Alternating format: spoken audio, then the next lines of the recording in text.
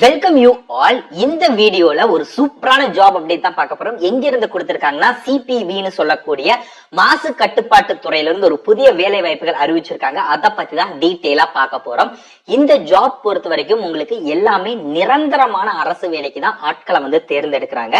Minimum qualification என்ன இருந்து apply பண்ணலாம் அப்படின்னு பாத்தீங்கன்னா எல்லாருமே அப்ளை பண்ற மாதிரி, இந்த வீடியோ பார்த்துட்டு இருக்க எல்லாருமே அப்ளை பண்ற மாதிரி தான் அவங்க போஸ்டிங்ஸ் கொடுத்துட்டு இருக்காங்க. மினிமம் நீங்க 10th பாஸ் பண்ணியிருந்தா போதும். 10th முடிச்சவங்க, 12th முடிச்ச கேண்டிடேட்ஸ், ஐடிஐ முடிச்சவங்க, டிப்ளமோ, டிகிரி முடிச்ச கேண்டிடேட்ஸ், பிஜி முடிச்சவங்க அப்ளை பண்ற மாதிரி தனித்தனியா ஒரு 18 விதமான கேட்டகரியில ஆட்களை தேர்ந்தெடுக்கிறாங்க. 10th இருந்து பிஜி வரைக்கும் எல்லாருக்குமே ஓபனிங்ஸ் கொடுத்திருக்காங்க தனித்தனியா. உங்களுக்கு எதுல இன்ட்ரெஸ்ட் அண்ட் எலிஜிபிலிட்டி இருக்கோ பர்டிகுலரா அந்த போஸ்ட்க்கு நீங்க அப்ளை பண்ணிக்கலாம். அண்ட் சேலரியை பொறுத்த வரைக்கும் உங்களுக்கு ஸ்டார்டிங் சேலரி முதல் மாத சம்பளமே 56,000 இருந்து இருக்கு. அதுல இருந்து சேலரி இன்கிரிமெண்ட் ஆகி 1,77,000 வரைக்கும் உங்களுக்கு சம்பளம் இருக்கு. பிளஸ் கவர்மெண்ட்ல கொடுக்கக்கூடிய எல்லா விதமான அலவன்சஸும் இருக்கும். டிஏன்னு சொல்லக்கூடிய டிஎன்எஸ் அலவன்ஸ், ஹெச்ஆர்ஏன்னு சொல்லக்கூடிய house rent allowance, travel allowance, இது எல்லாமே பார்த்தோம் அப்படின்னா உங்களுக்கு இந்த ஜாப்ல கிடைக்கும். அப்ளை பண்றதுக்கு அப்ளிகேஷன் ஃபீஸ் இருக்கா அப்படின்னு கேட்டீங்கன்னா நீங்க அப்ளை பண்றதுக்கு எக்ஸாமினேஷன் ஃபீஸ் அப்படிங்கறது கேர்ள்ஸ் இருக்கீங்க அப்படின்னா எந்த கம்யூனிட்டிஸ் அந்த கேர்ள்ஸ்க்கும் எந்த விதமான எக்ஸாமினேஷன் ஃபீஸும் கிடையாது அப்படின்னு சொல்லியிருக்காங்க. இதே நீங்க பாய்ஸ்ல எஸ்சி, எஸ்டி, பிடபிள்யூடி கேண்டிடேட்ஸா இருக்கீங்க அப்படின்னா உங்களுக்கும் இந்த ஜாபுக்கு எக்ஸாமினேஷன் ஃபீஸ் இல்ல அப்படிங்கறத அவங்க மென்ஷன் பண்ணிருக்காங்க. நீங்க தமிழ்நாட்டுல எந்த மாவட்டத்தை சேர்ந்தவங்களா இருந்தாலும் சரி, ஆண்கள் பெண்கள் எல்லாருமே எலிஜிபிள் தான். எல்லாருமே இந்த ஜாபுக்கு அப்ளை பண்ணலாம்.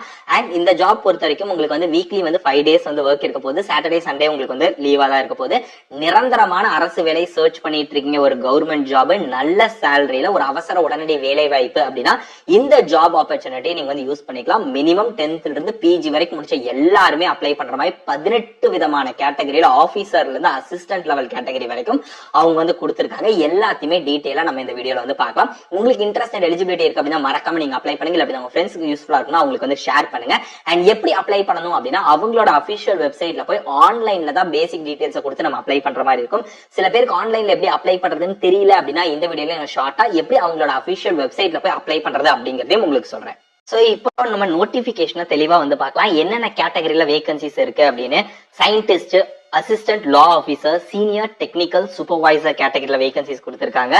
Senior scientific assistant, technical supervisor, technical supervisor ஆகட்டும், assistant level category, accounts assistant, junior translator, senior draftsman, junior technician, senior lab assistant, யூடிசின்னு சொல்லக்கூடிய upper division clerk, data entry ஆபரேட்டர்ல கிரேட் 2, ஸ்டெனோகிராஃபர்ல grade 2, junior lab assistant, lower division clerk, field attendant, MTS சொல்லக்கூடிய multi tasking ஸ்டாஃப்னு ஒரு 18 விதமான கேட்டகரியில ஆட்களை தேர்ந்தெடுக்கிறாங்க. இதுல உங்களுக்கு எது இன்ட்ரெஸ்ட் அண்ட் எலிஜிபிலிட்டி இருக்கோ அந்த போஸ்ட்டுக்கு நீங்க அப்ளை பண்ணிக்கலாம்.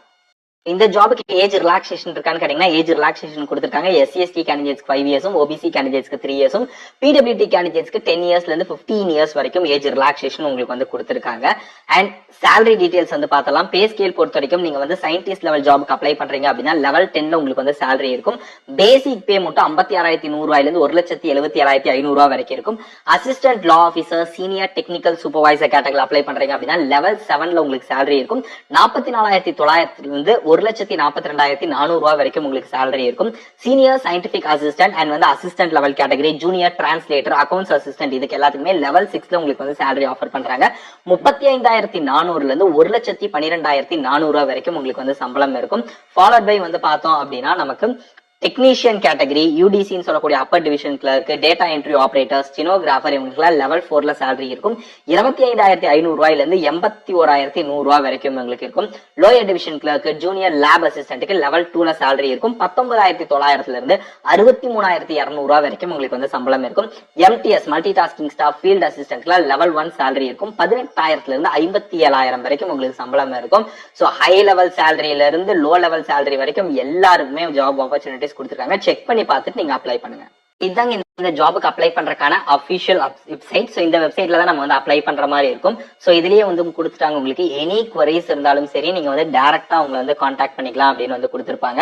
ஸோ இதுக்கு வந்து நீங்க வந்து கான்டாக்ட் பண்ணணும் அப்படின்னா மண்டே டு ஃப்ரைடே நீங்க வந்து கான்டாக்ட் பண்ணிக்கலாம். காலையில 9:30 மணி இருந்து 1 மணி வரைக்கும், அண்ட் மத்தியானம் 2 மணி இருந்து சாயங்காலம் 5:30 மணிக்குள்ள நீங்க வந்து கான்டாக்ட் பண்ணி உங்க டவுட்ஸை கிளாரிஃபை பண்ணிக்கலாம். அது போக அதுலயே கவர்மெண்ட் லீவ் இருந்துச்சு மண்டே டு ஃப்ரைடே அப்படின்னா அன்னைக்கு கான்டாக்ட் பண்ண முடியாது. கவர்மெண்ட் ஒர்க்கிங் டேஸ்ல மட்டும் தான் கான்டாக்ட் பண்ணணும்னு சொல்லியிருக்காங்க. அந்த கான்டாக்ட் பண்ண உங்களுடைய குவரிஸை வந்து சால்வ் பண்றதுக்கு contact number and email ID அவங்க கொடுத்துருக்காங்க. உங்களுக்கு தேவைப்பட்டுச்சு அப்படின்னா நீங்க வந்து யூஸ் பண்ணிக்கலாம். சோ இங்க தான் வந்து ரெக்ரூட்மெண்ட் போர்ட்டல். இங்க வந்து நம்ம அப்ளை பண்றதுக்கு முன்னாடி நீங்க ஃபர்ஸ்ட் அப்ளை பண்ணி ரெஜிஸ்டர் பண்ணிருந்தீங்க அப்படின்னா அந்த மெயில் ஐடி பாஸ்வேர்டு கொடுத்து நீங்க ஐ எம் நாட் அ ரோபோட்னு கொடுத்து நீங்க வந்து லாகின் கொடுத்தீங்க அப்படின்னா உள்ள போயிடும். இல்ல நான் இப்பதான் ஃபர்ஸ்ட் டைம் இந்த ஜாபுக்கு அப்ளை பண்றேன், இதுக்கு முன்னாடி இந்த டிபார்ட்மெண்ட்ல வந்து எந்த ஜாப் அப்ளை பண்ணல அப்படின்னா கிளிக் ஹியர் டு ரெஜிஸ்டர்னு இருக்கும், அதை ஜஸ்ட் கிளிக் பண்ணுங்க. ஸோ நான் அந்த டேபை வந்து கிளிக் பண்றேன்.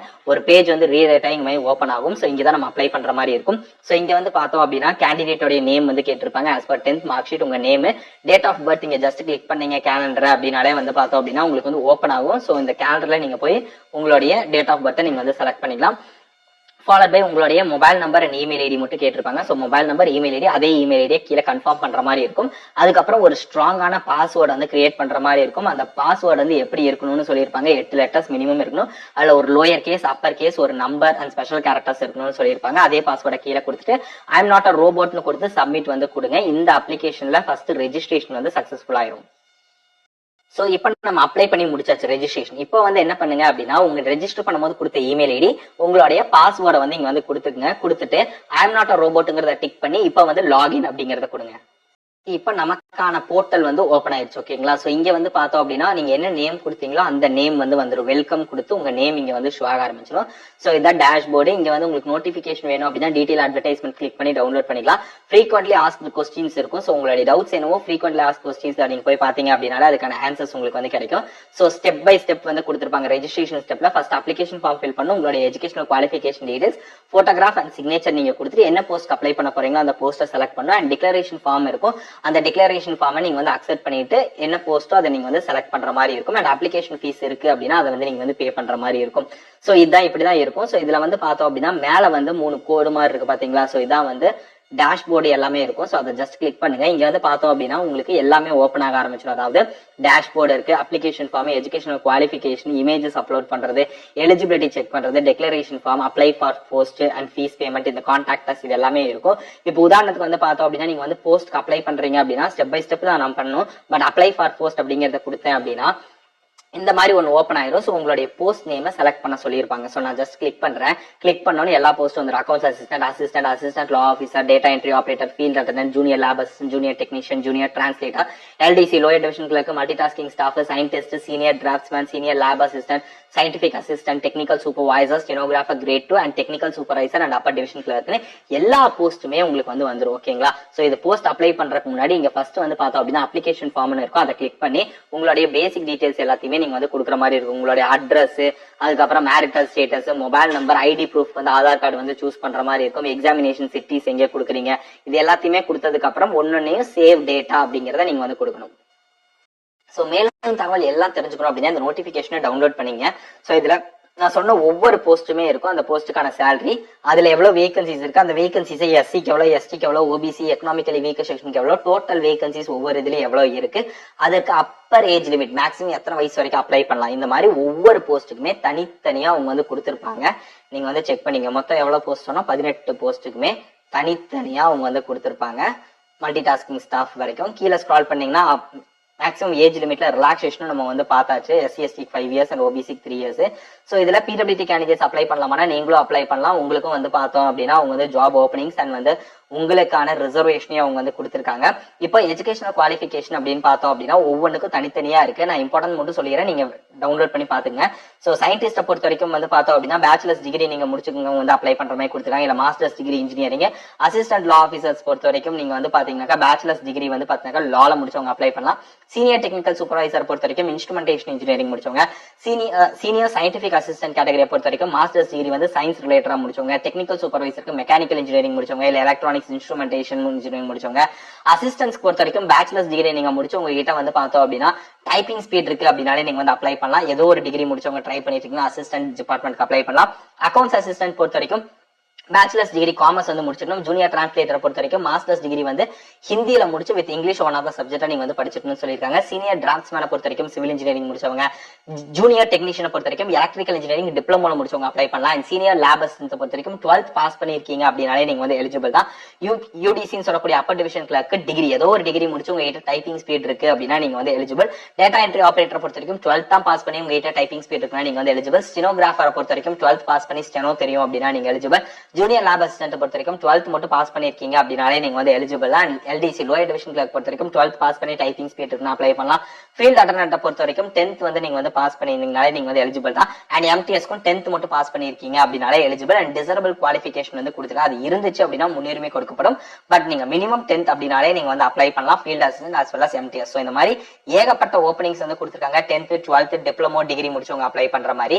ஸோ இதுல எக்ஸாமினேஷன் ஃபீஸ் பொறுத்த வரைக்கும் SC ST PWD ex service மேனுக்கு exempted from paying the application fees வந்து உங்களுக்கு வந்து கிடையாது அப்படின்னு சொல்லிருக்காங்க. பட் நீங்க வந்து ரெஜிஸ்ட்ரேஷன் ஃபீஸ் மட்டும் வந்து 150 rupees for 1 hour test and 250 rupees for 2 hours test நீங்க வந்து பே பண்ணிக்கலாம். ஸோ கிளியரா தெரிஞ்சுக்க, எக்ஸாமினேஷன் ஃபீஸ் கிடையாது, ரெஜிஸ்ட்ரேஷன் ஃபீஸ் மட்டும் உங்களுக்கு இருக்கு அப்படின்னு சொல்லியிருக்காங்க. அதர்ஸ்க்கு வந்து பார்த்தோம் அப்படின்னா ரெண்டுமே பே பண்ற மாதிரி இருக்கும்.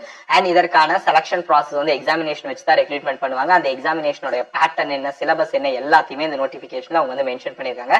செக் பண்ணி பார்த்துட்டு உங்களுக்கு இன்ட்ரெஸ்ட் அண்ட் எலிஜிபிலிட்டி இருக்கு அப்படின்னா நீங்க அப்ளை பண்ணீங்க அப்படின்னா உங்க ஃப்ரெண்ட்ஸ் யாருக்காவது யூஸ் தரணும் மறக்காம உங்களுக்கு வந்து ஷேர் பண்ணுங்க. இது எல்லாமே எங்க இருந்து கொடுத்திருக்காங்க அப்படின்னா சிபிபின்னு சொல்லக்கூடிய சென்ட்ரல் பொல்யூஷன் கண்ட்ரோல் போர்டுல இருந்து இந்த வேகன்சிஸ் எல்லாமே அவங்க வந்து கொடுத்திருக்காங்க. அண்ட் உங்களுடைய குவாலிஃபிகேஷன் என்ன மாதிரி ஜாப் டே சர்ச் பண்ணிருக்கீங்க அப்படிங்கிறது கீழே கமெண்ட் செக்ஷன்ல கமெண்ட் பண்ணுங்க. அந்த மாதிரி ஜாப் டேஸ் கண்டிப்பா நான் சேனல்ல வந்து அப்டேட் பண்றேன். லாஸ்ட் டேட் பொறுத்த வரைக்கும் ஏப்ரல் 28 வரைக்கும் லாஸ்ட் டேட் கொடுத்திருக்காங்க. அதுக்குள்ள நீங்க வந்து அப்ளை பண்ணிக்கலாம். All the best, by.